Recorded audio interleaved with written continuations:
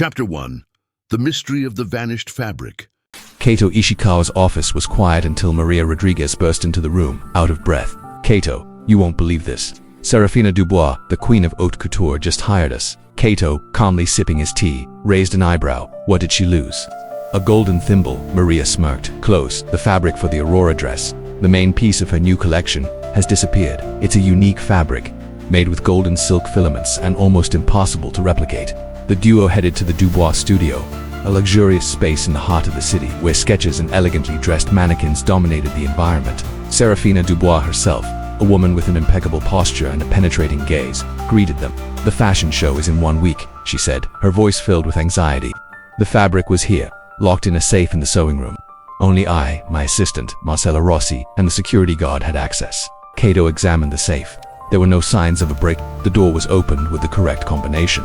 This wasn't a robbery. It was a theft, Kaito murmured, his attention on the details. Marcello Rossi, the head model, a man of stunning beauty and a charming smile, was the first to be questioned. He denied any involvement, claiming he loved Seraphine's collection and would never harm it. "This would ruin all of us," he said, with an expression of sincere concern. Maria, however, noticed a small, almost imperceptible scratch on his hand. Kaito, with his keen perception, noticed that Marcello wore a ring with a lion engraving on his finger, the same symbol as a rival brand. Next, they met with Leonidas Vargas, Seraphine's rival, at his studio. Leonidas was polite but arrogantly denied any interest in Seraphine's fabric. "Our styles are completely different. I create from chaos, she hides in tradition," he boasted. However, Maria, while browsing Leonidas's social media, discovered that he had posted a photo of a new accessory, a glove with a design similar to the golden fiber of the missing fabric. Could this be a coincidence? The mystery deepened, and New York's high fashion revealed its darkest side. Chapter 2. The Fashion Show and the Challenge. The tension in the fashion world was at its peak with Seraphine's show approaching. Kaito, Maria, and Detective Miller, now more confident in Kaito's genius, reviewed the evidence. The lack of a break-in in Marcello Rossi's ring with a rival S symbol led to an unsettling conclusion. Ms. Dubois insisted that the safe could only be opened with her combination. Kaito decided to test a theory. The thief didn't need the safe S combination because they already knew it. Maria and Miller looked at him with skepticism. Kaito visited Seraphina again, asking to see the sewing room where the safe was. He examined the environment with meticulous attention, noting the arrangement of fabrics, the organization of tools, and even the dust in the corners. Approaching the safe, he observed the fingerprints. "These marks are from someone who opened it many times," he said. But why would Miss Dubois insist that only she and her assistant had access if the safe appeared unviolated? The answer was in the crime itself. Maria, using her contacts, got a copy of a security tape from the gallery. The footage showed Marcello Rossi entering the sewing room right after Seraphina had left. The strange thing was that he didn't use the combination. He used a master key. This key wasn't for a safe, but for a tool room. What could the safe and the tool room have in common? The answer was found in an old sewing diary of Seraphina herself, which Maria found in her studio. The diary contained drawings of her first collections, and in one of them was a ring with the same lion symbol. Seraphina reluctantly admitted that the ring was a gift from Marcello, which made him a lion, a symbol of strength. Just like Leonidas, she and Leonidas were once partners but had a falling out. Marcello was Seraphine's bridge to communicate with her old partner, and the ring was a secret sign. Marcello had not stolen the fabric for Leonidas but for Seraphina herself, so she could create a copy and use it against her rival. Chapter 3. A Designer's Revenge.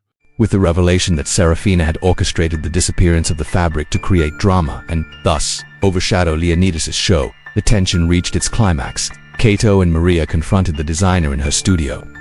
"You stole your own fabric. Your collection was already ready and just needed to be presented," Kaito said, looking at her with an expression of disappointment. Seraphina smiled coldly. "The fashion world is not for the weak, detective. It's a game of power. With the fabric's disappearance, my show became a legend, and the media turned against Leonidas." Kaito, however, noticed a detail on Seraphine's hand, a small blue ink stain. He pointed to a blue sewing thread that was on the table. "The fabric that was stolen wasn't yours, it was Leonidas's. You replaced it with yours. The ink stains are proof that you handled the blue fabric," he said. Maria, with Detective Miller's help, discovered that the fabric Seraphina claimed had been stolen was a replica. The real fabric had been swapped and sent to Leonidas's studio, who, innocently, had created a dress from it. Seraphina planned to expose Leonidas as a thief, using a replica to prove her version of the story. The revenge, however, did not stop there.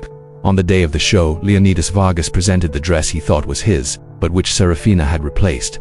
During the presentation, the dress began to fall apart, revealing a coarse mesh underneath. The audience was shocked, and Leonidas's career seemed to have come to an end. Kaito and Maria ran to Seraphine's studio and found a confession letter. She admitted that she had swapped the fabric and that the mesh underneath was the result of a chemical process she had applied. Seraphina turned herself in. The case was solved, and justice was served. The world of New York's haute couture was shaken, and Kaito Ishikawa's fame grew even more. The story of how a Japanese detective unraveled a case of revenge and rivalry in the fashion world became a legend in the city. True justice wasn't about finding the thief, but about revealing the truth behind the crime. So, what did you think of Kaito's new case? Did Seraphine's revenge surprise you? Leave your thoughts and comments below. And don't forget to subscribe so you don't miss the next episodes of Detective Kaito Ishikawa.